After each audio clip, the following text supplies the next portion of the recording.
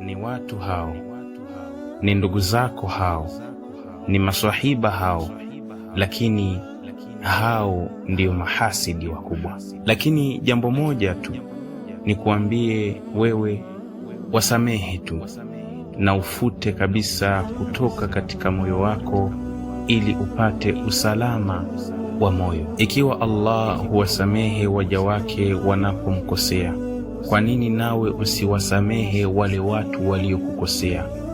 Wasamehe, ndiyo ujumbe naweza kukupa kwa siku ya leo. Ikiwa mtume aliyekuwa bora kuliko wewe aliwasamehe watu wa Maka, vipi wewe usiwasamehe watu wako? Wasamehe tu. Nakumbuka watu wa Maka ndio walimtoa mtume katika mji alokuwa akiupenda zaidi, huku wengine wakifanya njama za kumuua, lakini mwisho wa yote mtume aliwaombea dua, na kubwa zaidi akawasamehe. Man arafa qimata at-tasamuh lam yandam yawman ala afwin qaddamahu. Watu wa hikma walizungumza wakasema, yeyote mwenye kutambua thamani ya kusamehe na msamaha, basi hakuna hata siku moja anaweza kujuta juu ya msamaha aliyoutanguliza. Nakuambia na ninakuambia tena, wasamehe wote waliokukosea bila kujali ukubwa wa kosa ulilofanyiwa. Kusamehe ni ibada, kusamehe ni bora, kusamehe ni kheri, kusamehe ni baraka kwako. Hebu wasamehe na ufute kabisa makosa yao kutoka moyoni mwako, ili upate nguvu ya kufungua kurasa mpya zenye historia nzuri katika maisha yako. Hebu sikia hii.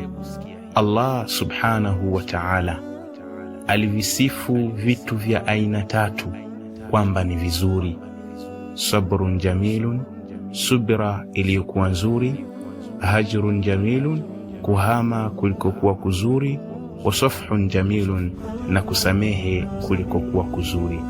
Fasbir bila shakwa, basi fanya subira bila kulalamika; wahjur bila adha, nafanya ibada ya kuhama bila ya maudhi ya kumuudhi mtu yeyote; wasfah bila itab, na usamehe bila kulalamika. Kwa maana usiseme ya kwamba fulani nimemsamehe, lakini sitokuja kusahau katika maisha yangu. Hapana, wewe wasamehe tu. Ni kweli yanaudhi, yanakera na yanausugua moyo wako kisawasawa, lakini ujumbe wangu, wasamehe tu. Mtume sallallahu alayhi wasallam anasema, hakika ya Allah hatizami katika nyuso zenu kutizama uzuri wenu, wala katika miili yenu, bali hutizama katika nyoyo zenu. Sasa vipi ndugu yangu unaweza kuhifadhi chuki mahala ambapo Allah subhanahu wa ta'ala anaitizama? Samehe na sahau, fungua ukurasa mpya wa maisha.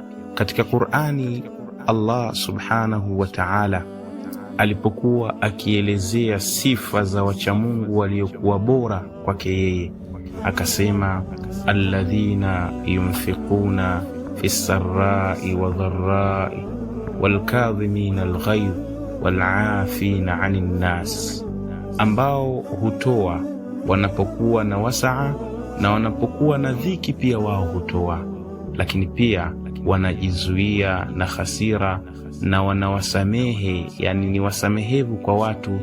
Na Mwenyezi Mungu subhanahu wa ta'ala huwapenda waja wafanyao wema. Wasamehe, kwani hawajui walitendalo.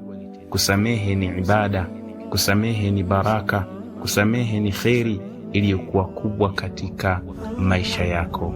Hebu wasamehe waliokukosea bila kujali ukubwa wa kosa walilofanya.